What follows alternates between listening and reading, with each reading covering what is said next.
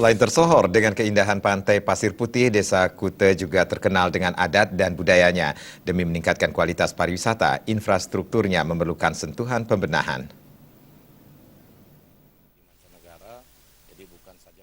Bendi Sadat Kute Wayan Swarsa mengatakan sebagai tujuan pariwisata yang mengusung konsep pariwisata budaya, daerah Kute akan terus berbenah demi terciptanya destinasi wisata yang memiliki ciri khas di mata wisatawan mancanegara. Demi mewujudkan hal tersebut dibutuhkan infrastruktur yang memadai. Salah satunya adalah peningkatan infrastruktur panggung pementasan atau open stage.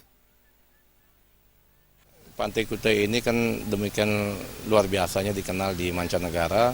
Jadi bukan saja karena ombaknya, kemudian bukan saja karena pantai yang putih, tetapi adalah bagaimana Pantai Kute yang dikelola dan di bawah naungan Desa Adat Kute ini tentu adalah aspek adat dan budaya Bali adalah menjadi hal yang utama. Karena pariwisata yang kita usung adalah pariwisata budaya. Hal yang sama juga terjadi di kawasan Pantai Kute. Jadi kita ingin menampilkan bahwa ada luar biasa budaya-budaya Bali dalam bentuk tarian, gamelan dan sebagainya yang kita memang bisa tampilkan di hadapan para wisatawan yang memang ramai berkunjung di Pantai Kute.